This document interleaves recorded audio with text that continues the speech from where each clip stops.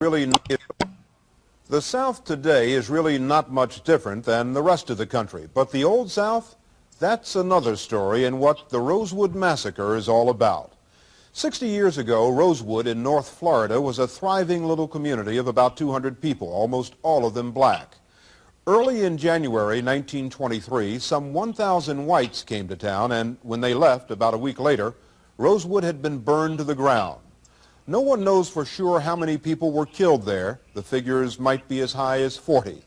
For 60 years, the story of Rosewood remained secret and was only uncovered recently by Florida newspaperman Gary Moore, who is writing a book on the massacre at Rosewood.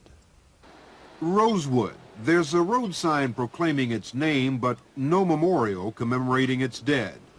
Located 9 miles from the Gulf of Mexico at Cedar Key, Florida, Rosewood today is little more than a trailer park.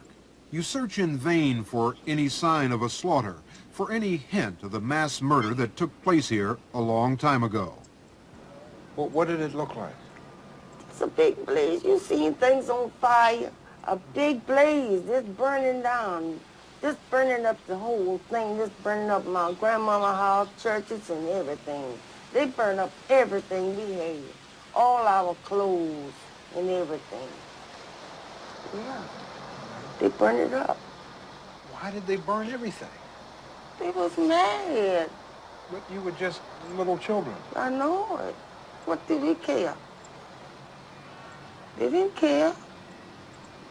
They killed us. I was about 8 years old. Minnie Lee Langley was only a child when she became a refugee. Now, she's a great-grandmother.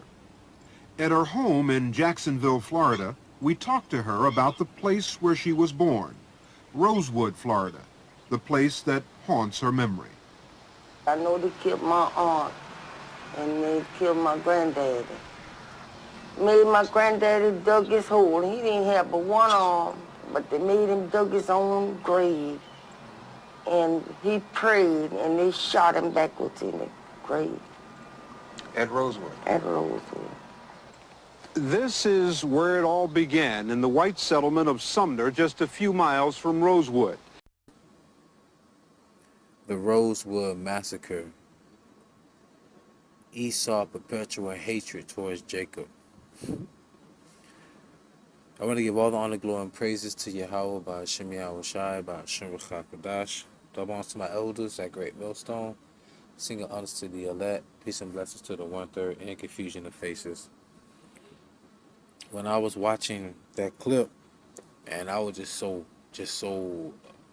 disdain, and I abhorred Esau, because you can just hear that anger in that lady's voice. And my grandmother sounds just like that lady. She was born in 1927. She was called to glory this Mother's Day morning. Mother's Day this year, 2022, she was called to glory that morning. My mother and my aunt went to go see her. How ironic, right? Because about 7 months prior to that, I haven't spoke to my aunt because of her wanting me to give my mother a present for my mother on Mother's Day. And lo and behold, the Lord took her win on that day. But the point of the matter is that that lady sounded so much like my mother, my grandmother, forgive me. And just to see, like, the anger that was on her face. That lady said she saw her aunt get murdered. And if I'm not mistaken, I think she said, well, it was her uncle. They made that man dig his own grave. He only had one arm. And the whole time he was praying, they shot the man and he fell backwards into his own grave. Man, knowing he's going to die. Reason why I'm making this video, because people like Vocab Malone and other people out there who don't like the fact that we speak the truth according to the Bible about slavery and who the Israelites are, prime examples like that. You think that those kind of acts are going to just go without an answer? I mean, just slavery alone, the transatlantic slave trade, you know?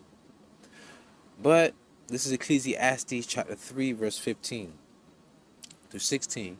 That which have been is now, and that which is to be hath already been, and God requireth that which is past. So That clip you saw earlier, that was from, if I'm not mistaken, I'm going to leave the link in the description box, from like 1983 when that interview was, if I'm not mistaken. Because she was a survivor.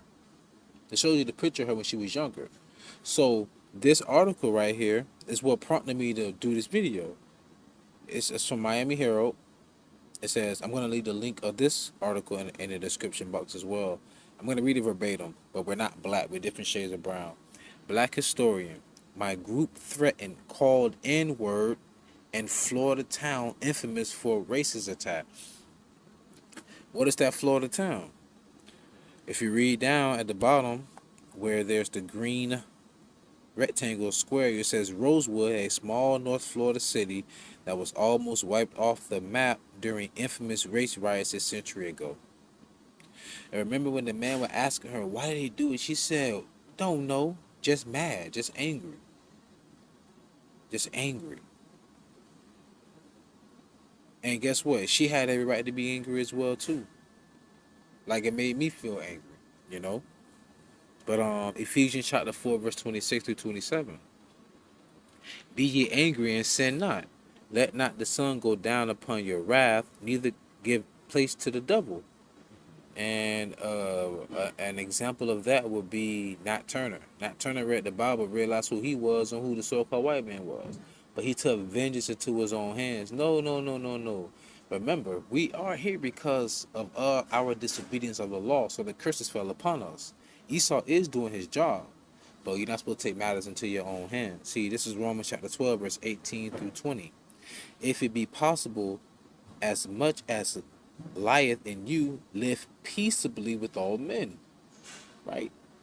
Peace, okay. Dearly beloved, avenge not yourselves, but rather give place unto wrath, for it is written, vengeance is mine, I will repay, saith the Lord. What's up, man? What you need? I was wondering to see if you could. Still out here, though, just my supervisor. So the YAHAWASHI, I'm able to still preach the word, do the word while I'm on the plantation. But he mad cool, though. Back to it, though. Romans chapter 12, verse 19. Dearly beloved, avenge not yourselves, but rather give place unto wrath, for it is written, vengeance is mine, I will repay, saith the Lord. Therefore, if thine enemy hunger, feed him. If he thirst, give him drink. For in so doing, thou hast heaped coals of fire on his head. And you know, modern day Christians like to use the WWJD. What would Jeebus do? Well, I like to say, what would Yahawashi do? Now, we're damn sure not Yahawashi, but we can strive for perfection. This is all about the perfecting of the saints. So, like I said, man, seeing that woman's demeanor, how she was just hurt, and she was a little girl. She like, I'm 8 years old. What can I do? That's the vengeance of the Lord. You gotta understand that. That's the Lord's rod. The other nations. All right, the Lord's a great king. He's not gonna come down here and deal with us like that. What happened when we came out of Egypt and Jake was like, you know, let us speak to the Lord, and it started thundering and lightning, the earth started shaking. What they told Moses, no, let us speak to you, lest we die. You know, so why the Lord says only begotten Son. But they showed no mercy, like she said. They were just mad over what, 100-something Edomites, so-called white people, and they said there was at least 40 deaths. So what they say now, and you gotta watch the movie Rosewood itself. Watch the movie Rosewood, because it says that there was an Edomite woman, Shedemite, that got beat up by her husband, who was a so-called white man, Edomite, and then the neighbors came by and she lied and yelled and said it was a nigger, and then that's what prompted it. It kind of reminded me of Emmett Till, right? Like the Lord said, never trust thy enemy, not just the men, but the women and their children. Oh yeah, I mean, look at Karens today. Look at the Karens today. Can you just imagine what it was to be like when they really was wearing their hatred on their sleeves for us? And now that we have footage and Karen still lying. The wicked are estranged from the womb, go about speaking lies.